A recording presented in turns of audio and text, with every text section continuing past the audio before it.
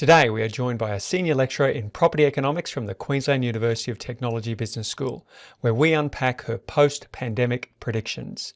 In sum, we are witnessing a critical shift of power from the city centres to the suburbs. This is episode 12 of the Field Trip podcast. Let's go.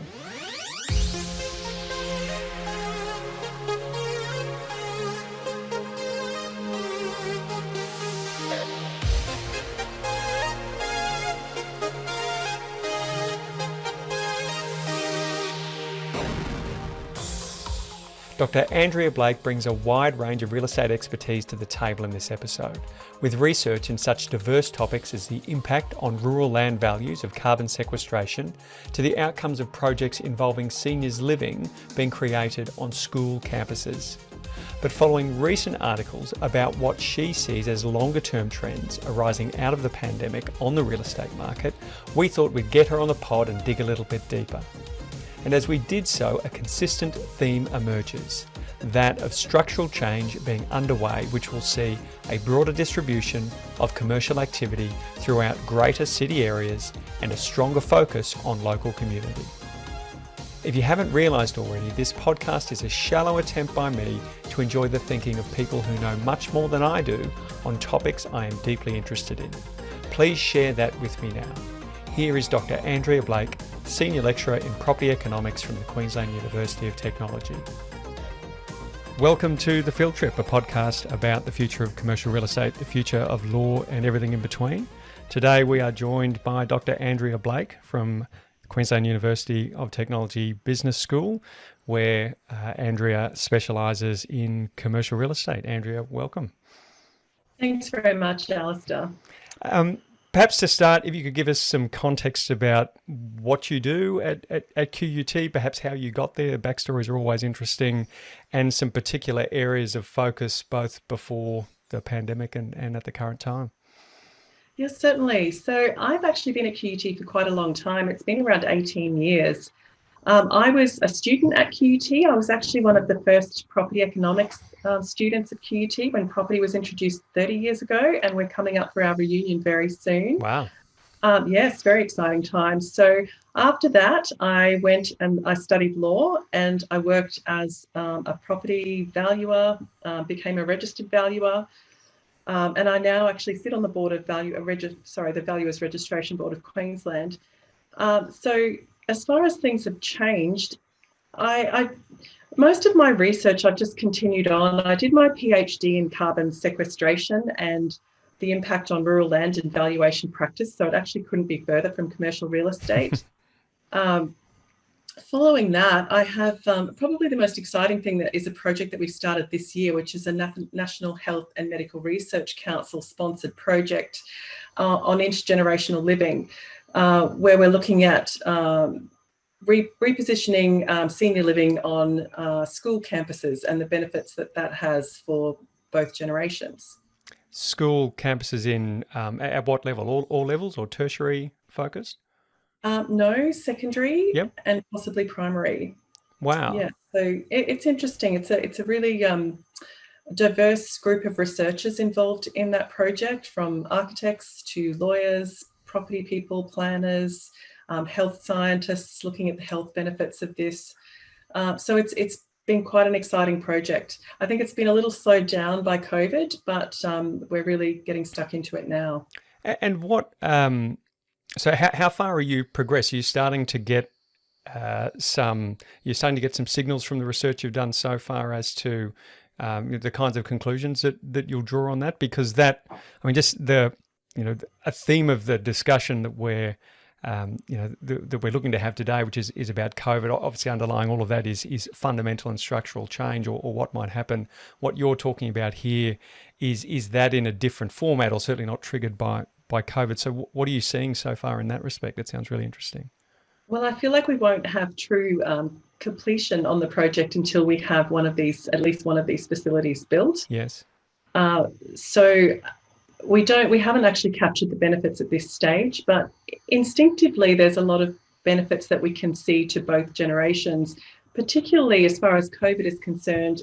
We've seen that, one of the COVID has really impacted the vulnerable groups in society, and one of those vulnerable groups are people in aged care facilities. So we're hopeful that this senior living option will allow people to stay healthier and age in place without having to be enter into those sorts of aged care facilities. And where are the projects coming online or likely to come online? In what parts of the world are they local? Are they sort of European? It sounds something like Europe would do first before us. Well, I think there are some examples of projects like this in Europe, but they will be local, so they'll be around Queensland. It's probably too early to talk about exactly where, but yeah, quite exciting. No, that's interesting. I'm trying hard not to get sidetracked here, but perhaps I'll have to grab you at a different time to talk about that. But it's just the whole, I think also of build to rent as another theme, sort of new asset class coming in, and how that's changing in a different sense the way people might live. Wow, I'm going to have to come back to you on that one at another time. Interestingly, though, or interesting to me, how do you, like you mentioned all these different people that feed into a research project like that, how does that actually come about? Is it all QUT based? Is it a core at QUT and others coming in? How does that all work? Well, I think the impetus for this project was actually driven through a local architecture firm, in particular Mark Trotter. So I think the idea basically came about through projects that had been undertaken in that firm, and with connectivity with QUT researchers as well. I think it came about actually through the architecture team at QUT, and a lady called Marissa Lindquist, who is involved with has been involved with Mark Trotter in a teaching and research capacity. So from there, a team was built around that central idea. And that's generally how a research project would be advanced. It would be, a couple of people come up with an idea and then look to build a team around a project. Interesting. I look forward to hearing how that progresses. I'd love to hear more at a later point. But that's a neat transition to something I wanted to ask at the outset when we're looking at the impact of COVID. And there's a lot on the real estate market. There's a lot of press on people's views on how things are going. Some of it anecdotal, perhaps some of it a little bit more substantive. Where are we at in terms of the breadth and quality of data that we have available to start analysing the current environment and perhaps extrapolating on that for where things might go? Well, it is such an uncertain time that we're in at the moment. And I think, unfortunately, a lot of the data that we're getting is quite anecdotal. I'm seeing that, a lot of the information sources that are appearing in, say, media and other, more anecdotal information sources are really those with vested interests. It might be developers who are just bringing a building out of the ground, who are painting a far more rosy picture than what we actually have about commercial office buildings.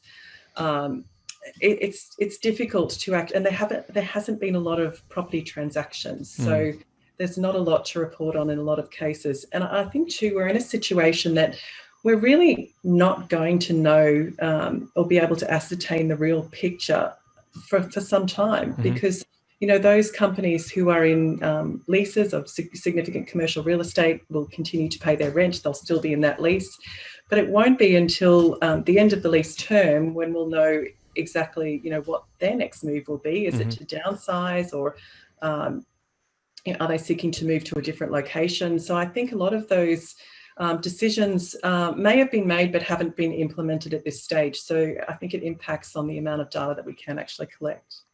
Okay, I will have to sort of have an anecdotal discussion at this point. You mentioned your your valuation background or underpinning, so you're sort of very strong in that area. You've already said there's a lack of information out there. So what does that do to the valuation process? What might valuers be going through? What might institutions who have obligations to undertake valuation processes, what might they be doing at the moment with an absence of reliable information? Well, I must point out I'm not actually a practicing commercial valuer. So what I'm hearing though is that there's obviously a lot of disclaimers in valuation reports highlighting the level of uncertainty in the market. I think too, there has been more frequent valuations than would otherwise be undertaken. So I think in some respects, there's a lot more valuation activity happening than what would normally be undertaken. Over the COVID period, or as a Yeah. trend in the market generally? Because I've noticed that trend for a while, people even quarterly or more often having to revalue portfolios, which seems a bit ridiculous. But you're saying in the COVID period, more frequent valuations. Yes, more frequent valuations. How does that work in an environment where there's an absence of new reliable data to underpin them? That's a very good question. Okay. I mean, to some extent, valuers are obviously relying on transactional data to undertake their valuations. If there isn't a lot of data, then I guess their valuations are a little bit more uncertain, and hence the disclaimers in the report. And I think too, in certain sectors of the market, I think possibly the market had become a little bit overheated, and there obviously has been a correction that has been made to valuations. So particularly in the retail environment. Yep. Yeah, that's again, I just, as you said before, it might be a little while until we get some more understanding of where things are going to go from a valuation perspective. So it'll be an interesting space to watch. Well, let's, with the information that we have, then let's sort of take a step back and look at some broader trends. You've written sort of a great article in June or July of this year, available on QUT's website. We'll pop a link in our show notes for this episode about that. And you were pointing out some trends at that point. Things have changed since then. I'm keen just to get a sense from you, perhaps both in the office market and the retail market, what it is that you're seeing or observing. Again, what do we see now? Where might that go? Well, I guess anecdotally, I think there has been a shift generally from centralised CBD environments to more decentralised environments. I mean, a lot of people working from home, so we've seen a lot more vacancy in the environment in the CBD, whether it's in retail or commercial.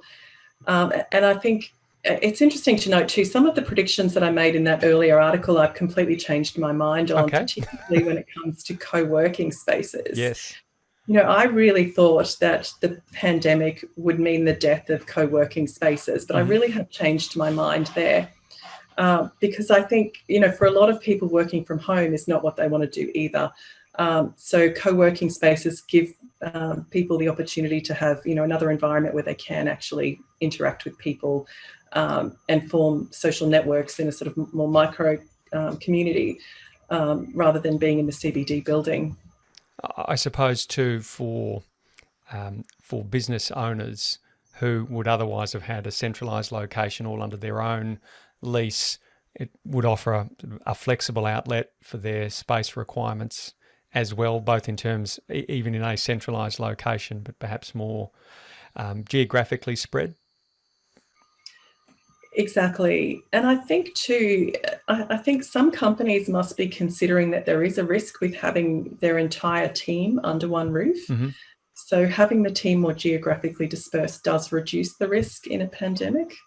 Oh, I see. So from the perspective of saying, well, for example, everyone, we have our head office in Melbourne.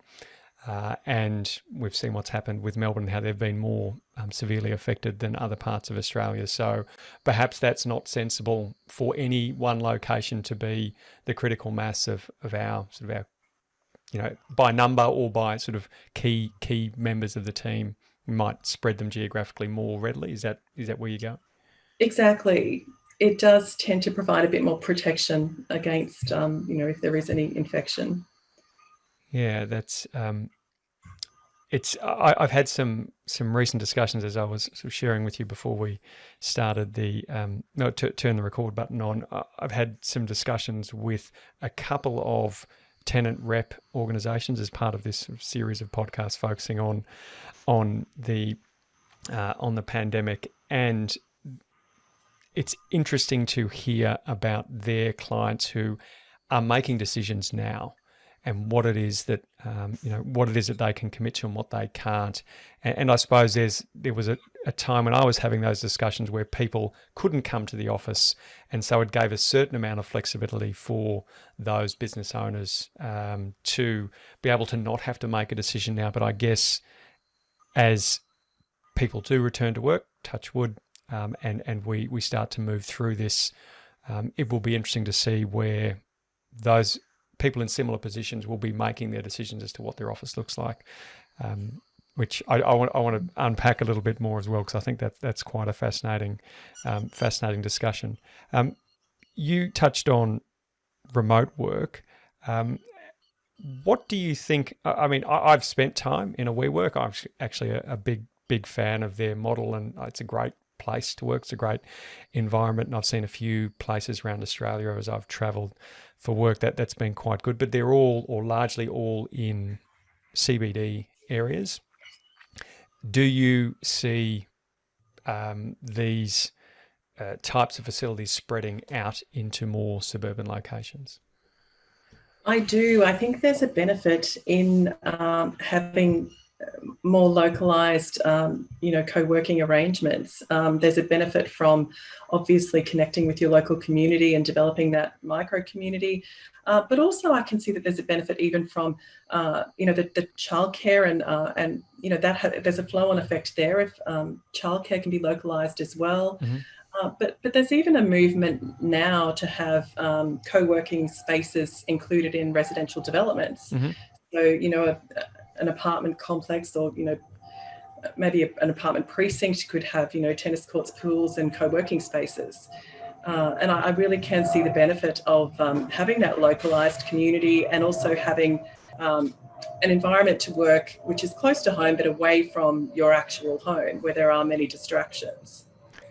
So we're getting into this idea of a fragmentation of workplace. What's your broader view then? If you're sort of looking into your crystal ball now, what are some of the macro? You're touching on a few of them, but paint the picture of what you think things might look like in sort of a 5 to 10 year time horizon. It's interesting because there's been so much emphasis on the central business district, and we've all headed off into our CBD offices, or QUT has a wonderful campus in the CBD, but I can see that that those environments may still exist, but the function of those environments is likely to change. I think for many businesses, we've proven that we can quite effectively operate remotely. So I think there will be more of a shared work environment between either the home or a localized workspace and a more centralized area where people perhaps go to learn and socialize, but not necessarily a desk that you're sitting at for the entire workday doing work. It strikes me too, one as a so someone who's interested in sort of the real estate industry and is interested in seeing examples of good development. It's easy to find things that don't meet that requirement. One thing I've always struggled with is orphaned retail strips or retail pods at the bottom of high-rise or high-density residential. They always seem to be very difficult spaces to fill, particularly where that residential isn't already in an area that's got a lot of traffic, which is common. Do you think that we're going to start filling in some of these empty spaces, and perhaps by a greater variety of uses in these developments, we might start to solve a few of those problems? I hope so. If the retail space isn't utilised, then I think there's the perfect opportunity for co-working space or some other type of service, which is necessary for people who are working locally. No, that's sorry. Maybe I haven't answered your question. No. That is. I'm just. My mind's just spinning here as all of these ideas are coming through. I wanted to go back to the.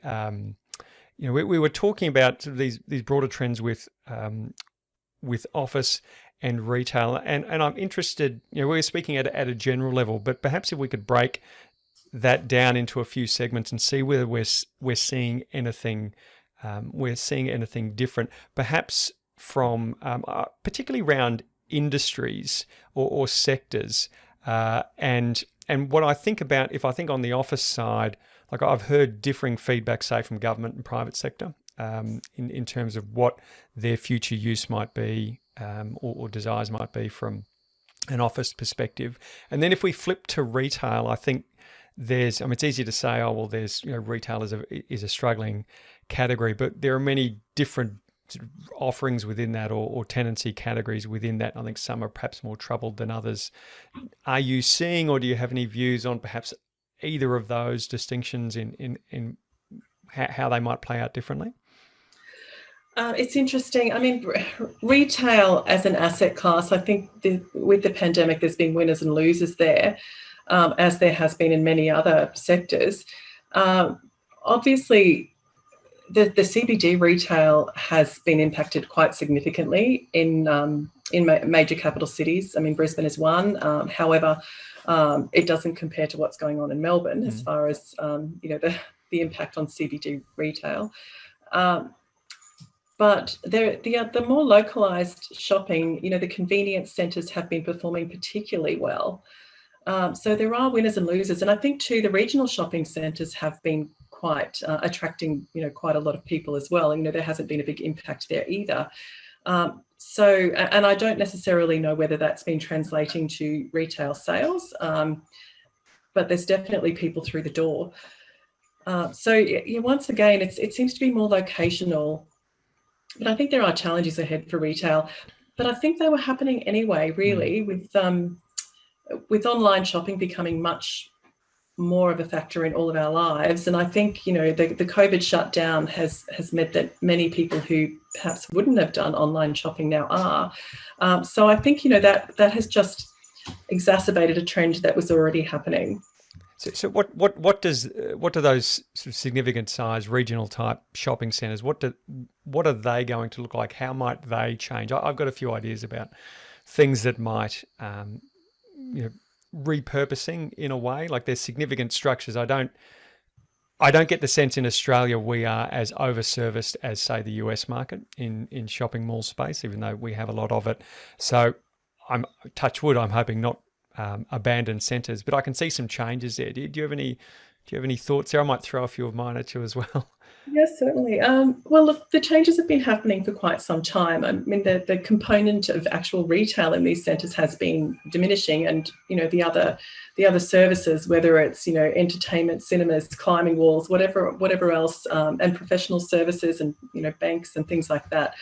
The other services have actually been increasing. So you're now talking about, a regional shopping centre as being a standalone precinct that is more like a community rather than a retail centre. So that's been happening for a little while. And I think, maybe the centres in the CBD haven't been keeping up with that trend either. They serve, it feels like they serve a slightly different purpose though than suburban centres. Definitely. And they're also transport hubs. Let's not forget that. So, the regional shopping centre is more than a shopping centre. Yeah, I mean, I've always had a view that they're underutilised in that sense, particularly as someone who has left the CBD and gone and used to live right next to one of the major shopping centres, or near enough to, in Brisbane. I thought it was a missed opportunity. It'll be interesting to see how that unravels. I said I had a couple of thoughts. Some things that I think about are cinema space, for one. That particular industry category is under threat for a lot of reasons that have nothing to do with COVID, but I find it hard to believe that there won't be a lingering concern about close proximity spaces like that. So a lot more people would more readily watch something on a streaming service than go to a cinema. We're already starting to see some decline, or some pretty significant decline in different parts of the world around that sector. My view, for what it's worth, just looking from the cheap seats, I don't think that will come back and correct itself. So if we take that as an assumption that we have a part of these major centres that's significant in area, but is also detached from the typical traffic. They're often on the side, like they're a destination in themselves. They don't rely on traffic. That presents an interesting challenge and opportunity in these regional community hubs, as you describe them. So things like you mentioned aged care before. That's and people have often spoken about residential on top of these sorts of developments. Education, I think, is an interesting one, as well. Co-working, another one that I think is interesting, and even back to perhaps something slightly different, logistics hubs or micro hubs. I think I hadn't looked in detail at it, but I did hear some headlines about Amazon and Myer having some kind of arrangement whereby Myer was going to be a collection point or a delivery point for Amazon. I can't imagine that will end well for Myer. But all of these different things, I get excited about new ideas. So I listen to that and go, oh, they would be great. So I'm keen to get your thoughts on, one or more of those, but perhaps with the question at the end of, at the end of the day, landlords still have to monetize these spaces in some way. So how does that shake out?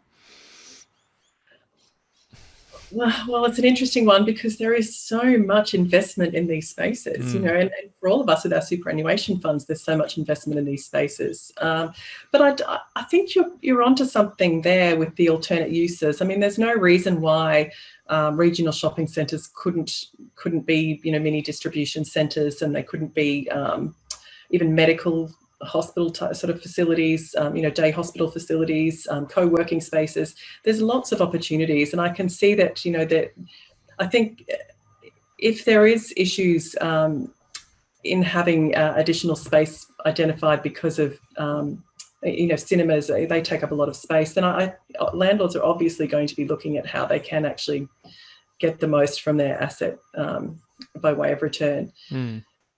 So it might take a bit of creative thinking, but It's interesting. The cinema, the one thing that I love about the decline in cinemas is the fact that there are now drive-ins again. There's a few drive-ins around the place, which is a good use of leftover space. Everything that's old is new again. I love it. Exactly. I've not been to a cinema. I can't remember the last time I went to a cinema.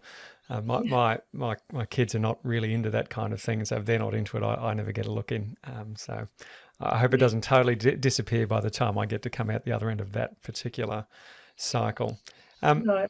Perhaps a shift in direction then. We've been speaking a bit about office, speaking about co-working. What do you think office design, how will office design change in terms of office layout, usage, and I suppose I look at this in my head. It sits in two levels. One of them is what does the physical unit of an office look like? And we've touched on a few themes here already. It's currently CBD focused, concentrated often in a city. You've touched on some ways that might change. But then as a secondary layer, what does an internal office layout look like? Does it change? I think they're two really interesting areas. Do you have some views on either of those? Well, I think the extent of change really does depend on how long we are in this COVID environment for. And if this is continuing into the future for quite some time, which it's likely to, then I think inevitably there will be a change in office design. So I can see things like, wider hallways, more space per person, because obviously the workspace has been shrinking quite a bit as well. And we've, got down to a situation of, hot desking and sitting quite close to other people. So I think that will change. And also things like ventilation systems. I think windows that can be opened would be preferable. Outdoor meeting spaces, if we can do it, and we could certainly do it in Southeast Queensland. The other thing is also the height of office buildings. I think, we've been really going for iconic skyscrapers as our prime office buildings. And I can see that, there is a certain vulnerability there because people don't want to be in lifts. Either we have a situation where we have a lot of really efficient, more really efficient lifts to transport people more quickly, or we opt for buildings that are a little bit more walkable, maybe with more stairwells that people can walk between levels without being in the lift. That sounds like a something that is part of a trend towards the suburbs, as opposed to a refitting of a CBD. It's hard to bring them to a lower level, I suppose. But I can I hear you on all of those things. I had a good friend who was at a local architecture practice in Brisbane, and they had the office. That those that know Brisbane was it was on the corner of Adelaide and Albert Street, right across from King George Square, and they had a terrace going out such that they had probably half their footprint inside, or maybe 2/3 inside, and then 1/3 outside. And during the day, in the middle of the CBD, they'd have all of their doors open and be naturally ventilated. The whole office would open up, and that was an amazing place to work. Although I guess that physically is a relatively unique in the CBD. But the comments you make about ventilation systems, I'm seeing a lot of press at the moment. So if you look in the sort of the prop tech space, seeing a lot of discussion about contactless, entry and exit, rapidly increasing sophistication of ventilation and hygiene systems. It's like an area that certainly never sounded sexy previously, and not a huge amount of effort put into it. Even though there were sort of sustainability standards that would start to look at those kinds of things.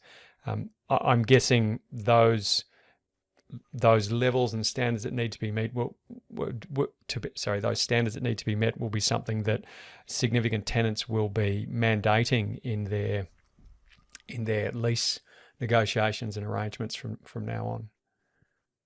I agree with you, Alistair. I think that's going to be really important in giving staff the confidence to go back into office buildings.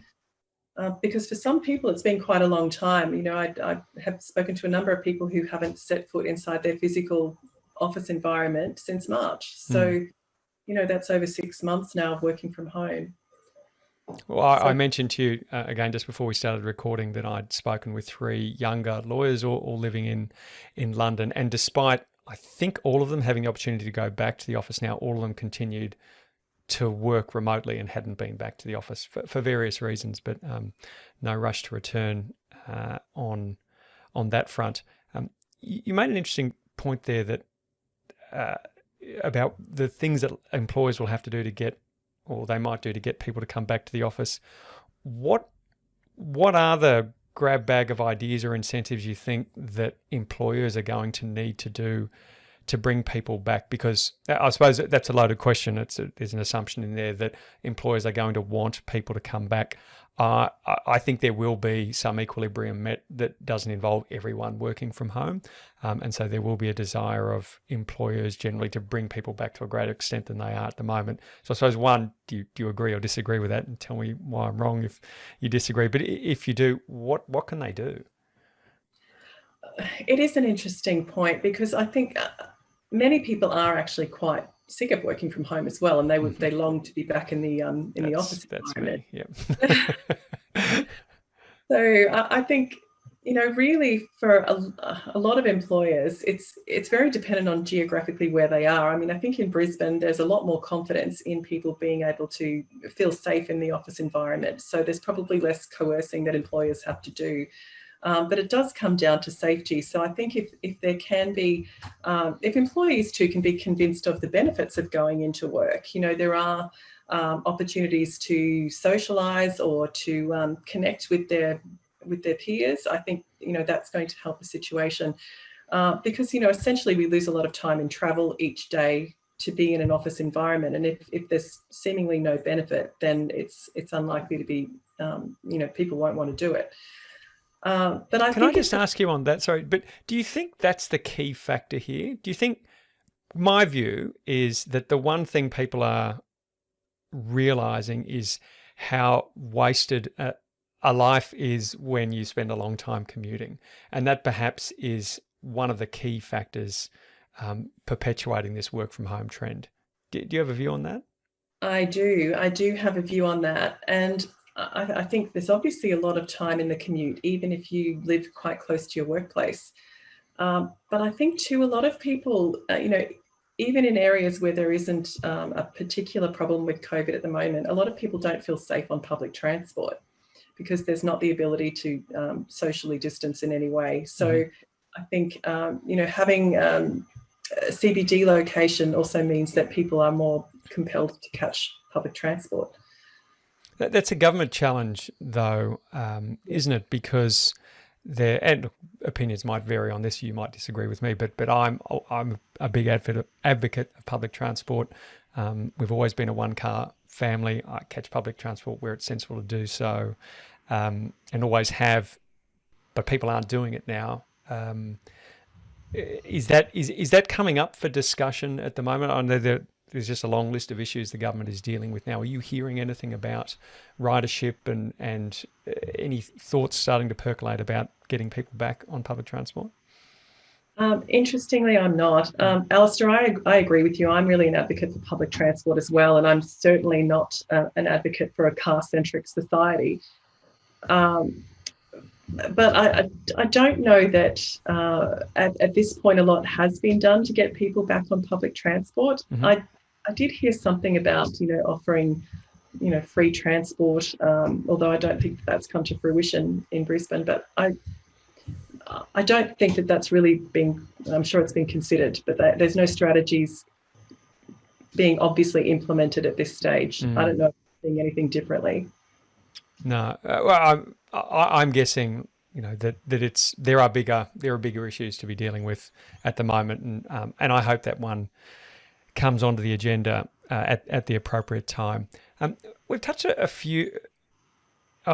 a few points here about, and again, as I said earlier, the underlying premise of the discussion is one of structural change and how, like, the impact on the city, how the city as a sort of an organism, I suppose, is going to change. We've spoken about CBDs and how perhaps their significance might differ. And I've heard some interesting commentary about, in people talking about major world cities. For example, they would say, will New York come back? Will it continue to be what it always has been, or London, or any major centre like that, or indeed Sydney as well?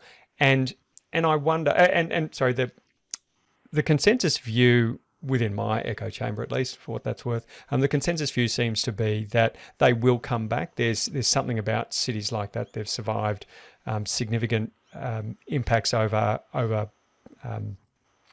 centuries, and so they'll certainly come back again.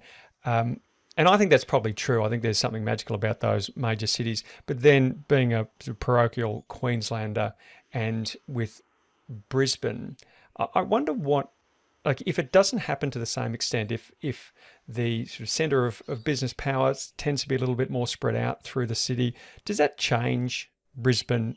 And if so, in what ways, and is that a good or a bad thing?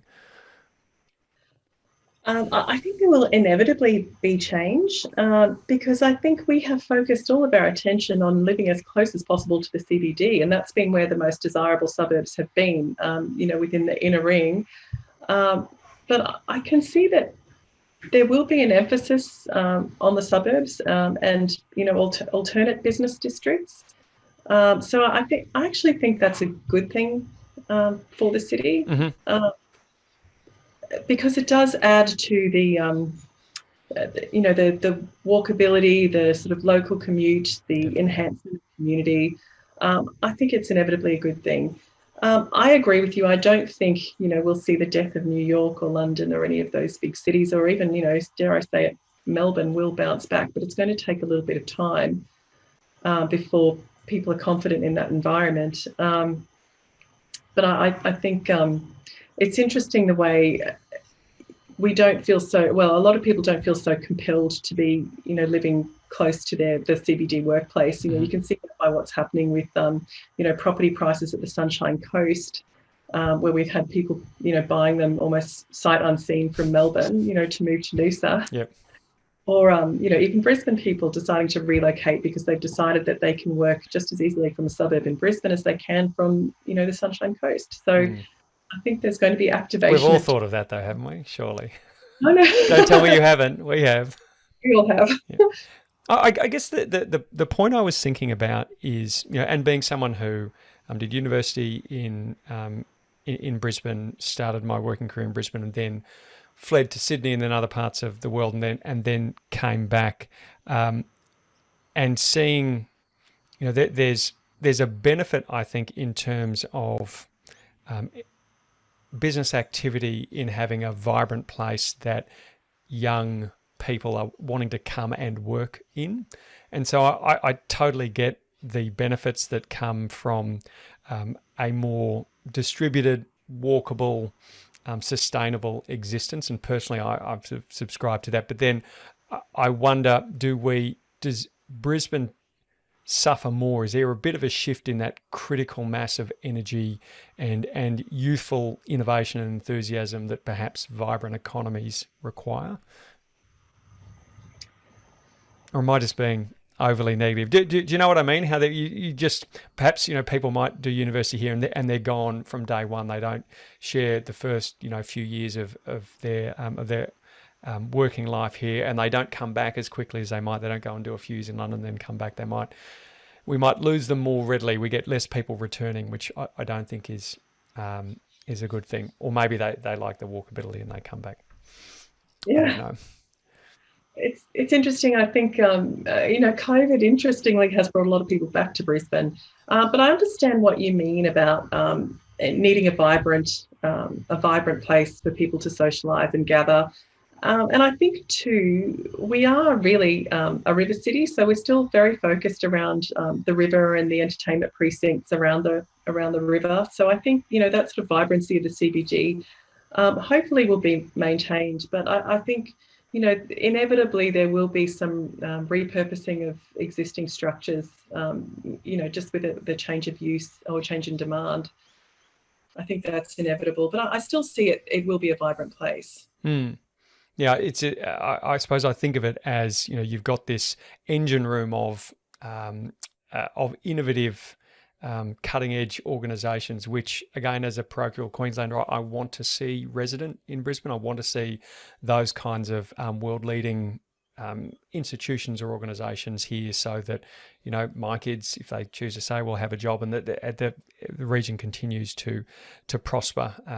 And I think that technology is aggregating these areas of innovation across the world, and it's I think as time goes on, it'll be increasingly difficult to be able to claim as your own a particular area of expertise. And so I'm particularly conscious of that.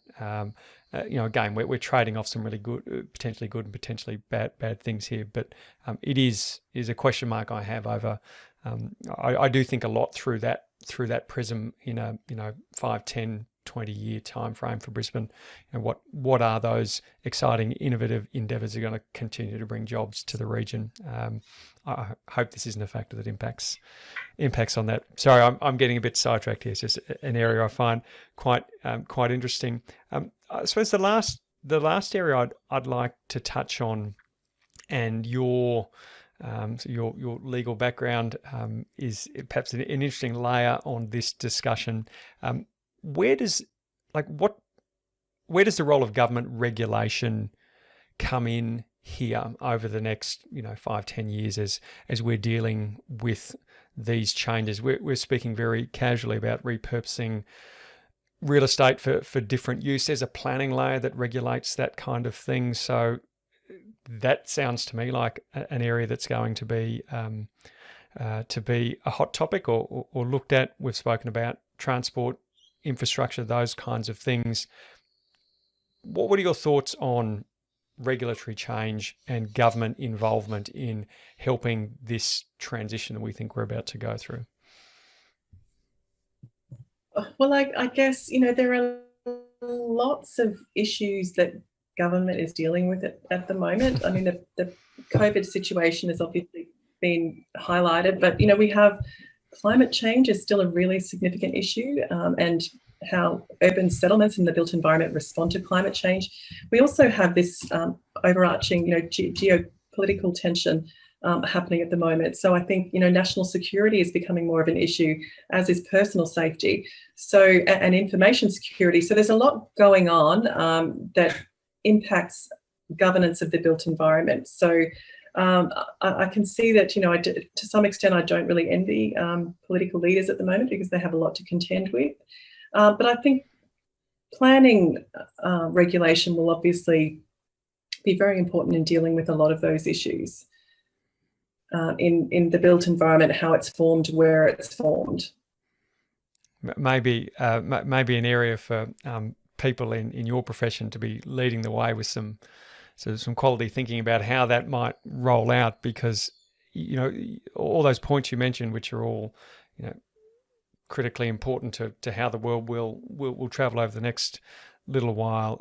It seems like it's almost like another critical line on the things that need to be considered in a period of fairly fundamental change. So you talk about the issues of climate change, and the built environment is a critical component of that. Needs to be thought about if we're undergoing a change in how we interact with the city at the community level.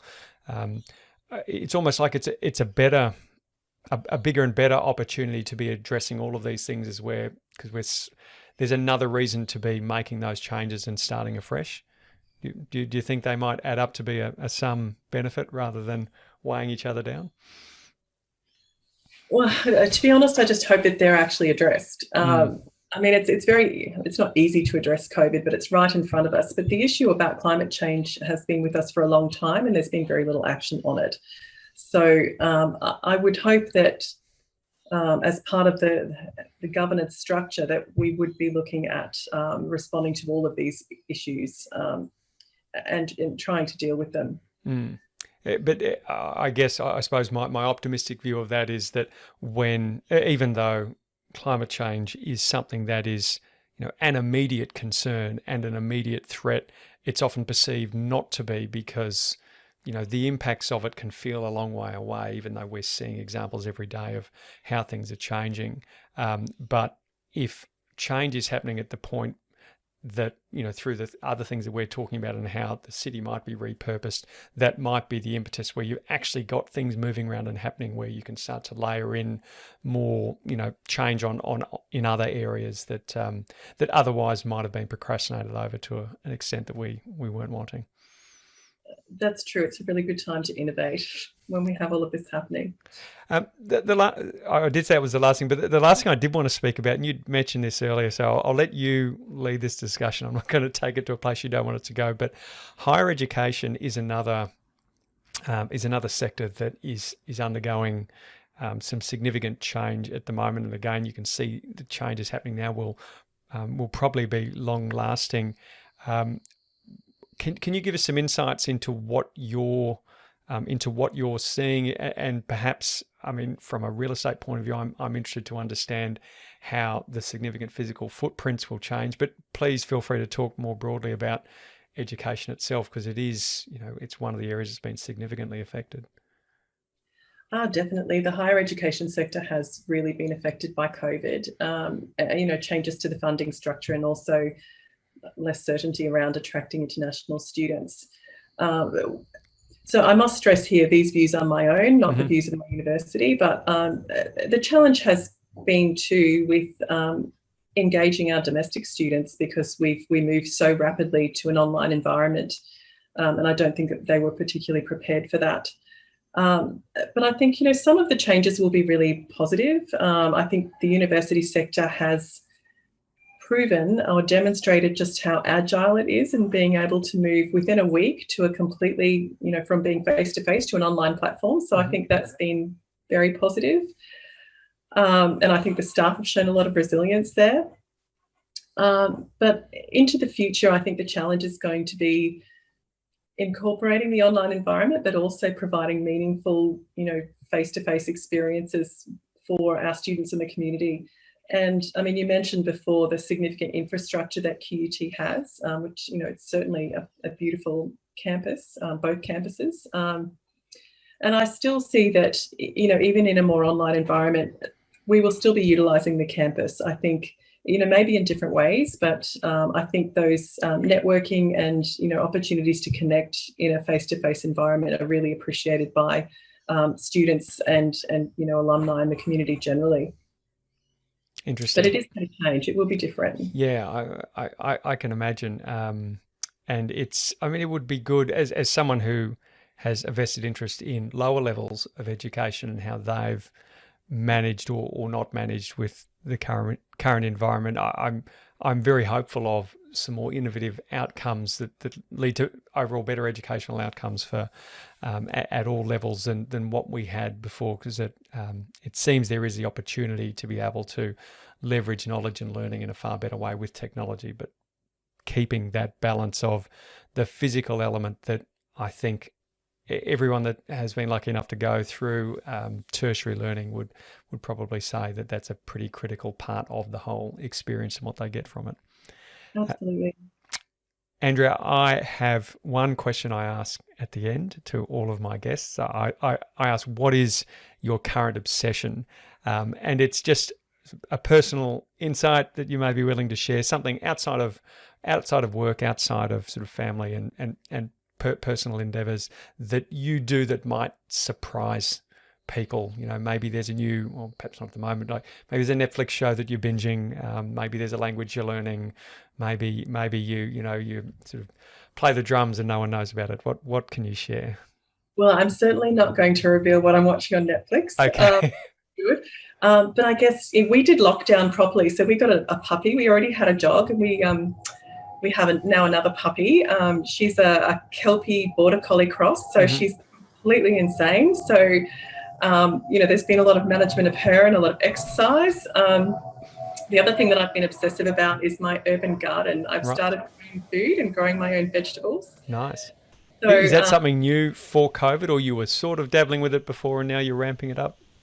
No, it's new. Okay. And I think I could say it's COVID, but I actually think it might be sibling rivalry, because I went to see my brother and he has quite a successful urban garden. So I took the challenge on, and now I do as well, which has been really rewarding. So I spend a lot of time in my garden, and I can also see, I would like to see the integration of opportunities for people to have, to grow their own food within other contexts. I'm really lucky to have quite a big backyard. But, if you live in an apartment, you might not have the same opportunities. So I think there's a real opportunity to establish community gardens. That's actually, in the ideas we were throwing around before about repurposing of space, that's one I didn't mention, but there's a strong impetus in our family to that kind of thing as well. And I'm fascinated by, although perhaps it's a little bit nerdy compared to the sort of thing that you're talking about, but these sort of high-tech indoor sort of remote managed farms at sort of high density and all optimized and these sorts of things, and it does paint a sort of a different picture about food production and distribution, which I know so little about that I'll just stop there, but I do find that a fascinating area. But no, my 11-year-old will match up against you with the garden. He's building our home garden at the moment, and I think if we leave him unrestrained, he'll fill up the whole backyard before we know it, which I think is probably not a bad thing. I will tell you the TV show that we've loved over COVID. It's not a new one, and I was devastated to get to the end of season 3 and realise I'm waiting another year. Is The Marvelous Mrs. Maisel, which is actually on Amazon Prime. I don't know if you've seen that, but that is outstanding in my view. So, and my wife's also. So that's something to look out for if you're in the market. No, I like the recommendations. Thank you. Great. Andrea, I really enjoyed the conversation. Thanks so much for your time. Thanks, Alistair. That was Dr. Andrea Blake, Senior Lecturer in Property Economics from the Queensland University of Technology, and someone who loves to garden but not share her Netflix playlist. Interesting. And I'm Alistair Fitzgerald, the CEO of Field. We're the leading solution in the Australian market for lease portfolio due diligence. If you are buying or selling commercial real estate assets, or a tenant looking to better understand and leverage its lease portfolio, or involved in transaction advisory involving large quantities of leases, let us turn your leases into action. Find out more at fieldql.com. Thanks again for listening. Catch you on the next episode.